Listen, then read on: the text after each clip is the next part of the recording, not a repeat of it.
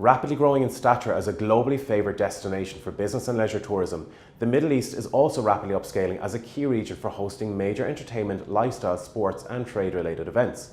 The leisure and entertainment industry in the region is set to double by 2021, spurred by strong economic growth, high disposable income, increasing domestic and international tourism, and a rising demand for entertainment and multicultural attractions. With the number of big-ticket events such as the upcoming Expo 2020, the FIFA World Cup and the yearly Abu Dhabi Formula One stage drawing significant crowds, it's not surprising that global event organisers are all setting their sights on this region.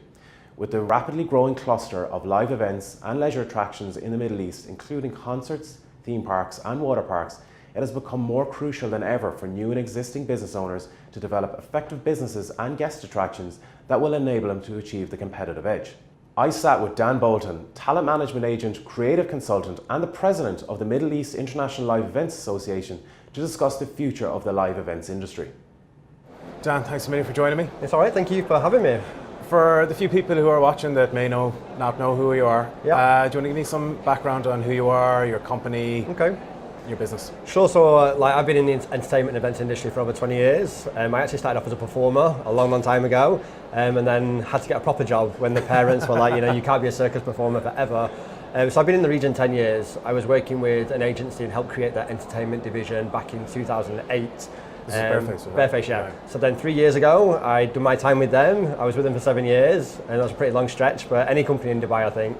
And then I went out freelance, that was the idea. However, lots of clients still wanted to work with me, wanted to work on jobs, I needed a team.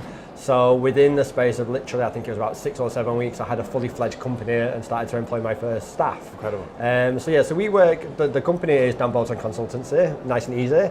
And we specialise in creating entertainment and content for the live events industry. Right. So shows, performances, managing talent, negotiating contracts, working on budgets, those type of things. And coming with ideas, we're ideas people.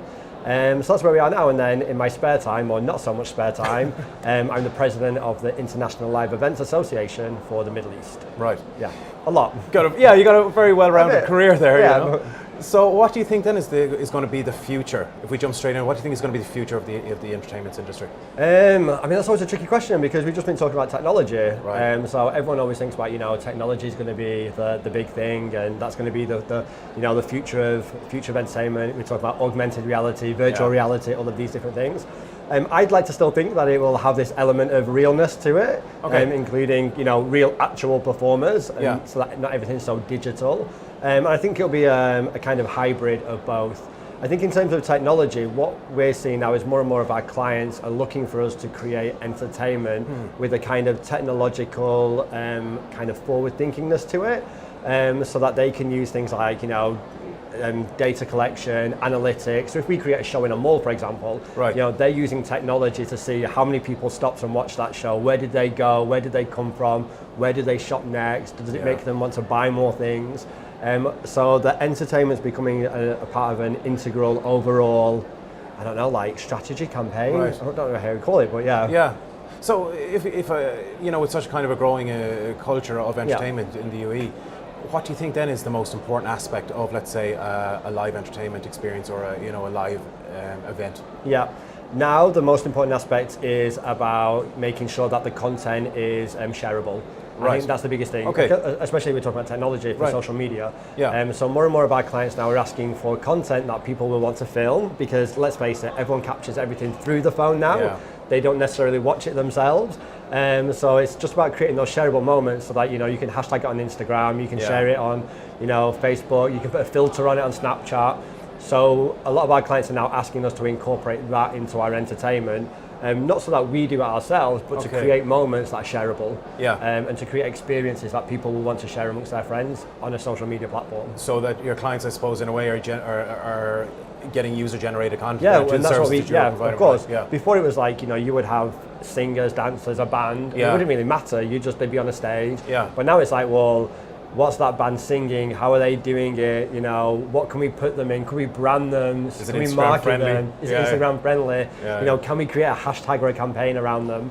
So it's becoming a lot more savvy. So it's evolving for sure. So what do you think then it takes for a brand or show or a live event to penetrate the UAE market? Oh, that's a really good question. I think right now, keep it authentic. Okay. For me personally, I think before it was all about the big, the wow, the biggest show, the biggest fireworks, and I think that's changing quite considerably. I think we mentioned in the panel discussion I was just on about budgets. Right. Budgets are not necessarily where they used to be a number of years ago. Dubai and the Middle East in general is going through a period of evolution. Mm-hmm. So I think we need to become savvy and smarter with how we do good things and big things, but with less money, and how we can still come up with innovative ideas and constantly change and evolve, and always stay ahead of the curve and look at technology as an incubator to be able to do all of these great things, right, but for it not to take control of us, if that makes sense. Okay. I suppose there's so many good musicians, producers in the region at the moment. What do you think it takes for the producer? What do you think it separates those musicians that get a lot of promotion but very few royalties versus those who can actually make a living from doing that kind of I mean, job, it's really tough here, I'm not going to lie. I think over the last 10 years that I've been in the region, it's changed a lot. You do now have full-time musicians. I think the biggest challenge is how do musicians or how do performers in general make money? It is quite tricky here because of all the legal complexities about having a visa, a trade license, which is a whole other topic. To be a musician or a freelancer is a considerably expensive option, and then you have obviously competition, venues wanting to pay less, budget restrictions. So I think for musicians in particular, I've got friends who are musicians. Here to make money is quite hard because you don't have an established market. It doesn't have the rules and the regulations or the royalties, or the kind of equity, the trade associations to monitor and to make sure that you can generate a good living from it. But then people do. But what you'll see is that many people supplement that with a day job, a real job. So that the real full-time musicians are very few and far between. But in order for them to make it successful, it's all about perseverance. They've been in the market for a very long time. They have a very well-established brand, and I think that's really important. And that they have an instantaneously recognizable name. So people know them, people associate them with the big events. But then on the flip side, they'll be working on a brunch at the weekend. It's a very two-sided industry. Well, I guess then, as a follow-up question, as a talent management agent, what is something you would have your artists do that other artists aren't really leveraging at the moment? I think it's all about social media. For me personally, it's about maintaining that presence. I mean, as an agent, that's also a kind of a detrimental thing to us because obviously the bigger the presence on social media means that clients can go direct to talent. However, if you leverage that relationship and you understand and you work with a particular performer, there's no reason why they wouldn't refer that business back to you or you'd still represent their interests.